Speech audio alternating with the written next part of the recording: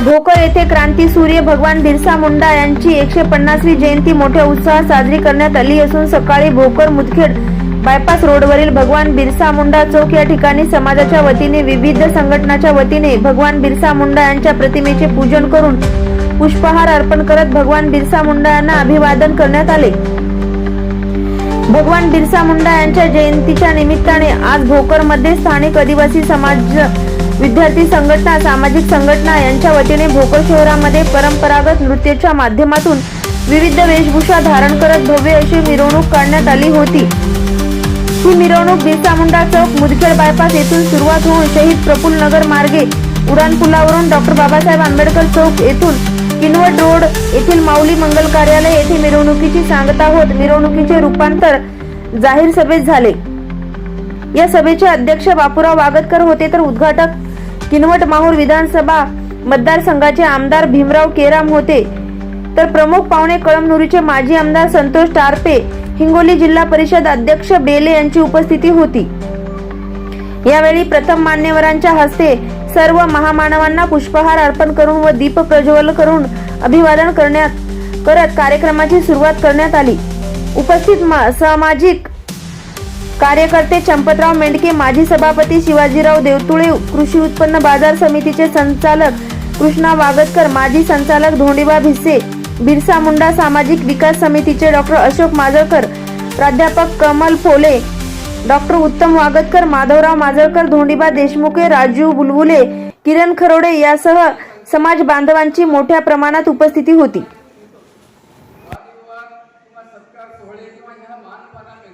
आपण अनेक वेळेस या ठिकाणी भोकरमध्ये येतात, मोर्चे असतील, आंदोलन असतील, पण येथील समाजाचे प्रश्न जैसे ते आहेत समाजाच्या प्रश्नामध्ये काही कुठल्याही प्रकारचे प्रश्न आतापर्यंत सोडवले गेलेले नाहीत।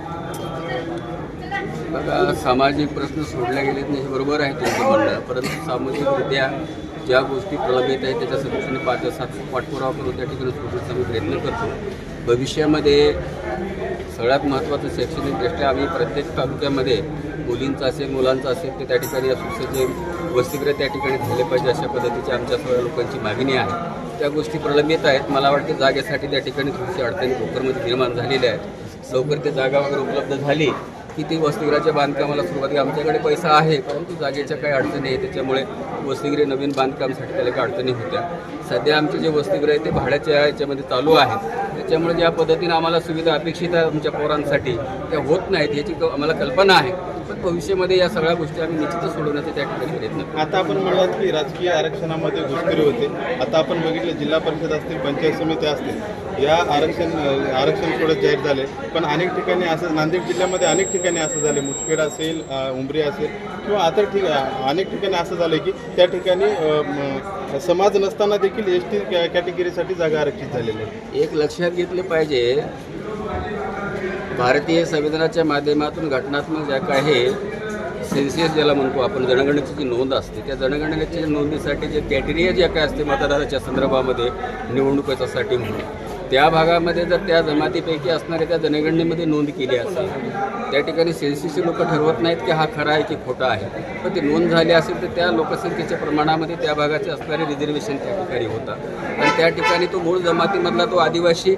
आहे किंवा नाही हे सर्वण्यासाठी आमची जात पडताळणी समिती आहे आणि जिथं आमची संख्या नसेल तर त्या ठिकाणी ज्यांना त्या नोंदणीमध्ये तशा पद्धतीने जमातीचा उल्लेख असेल तर त्याचा लाभ ते निश्चित त्या ठिकाणी घेतलेला आहे याची कल्पना आम्हाला त्या आहे। म्हणून माझा बोलण्याचा तोच उद्देश होता की इथून पुढं आमच्या आदिवासी लोकांनी ह्या सगळ्या गोष्टीची काळजी घेतली पाहिजे।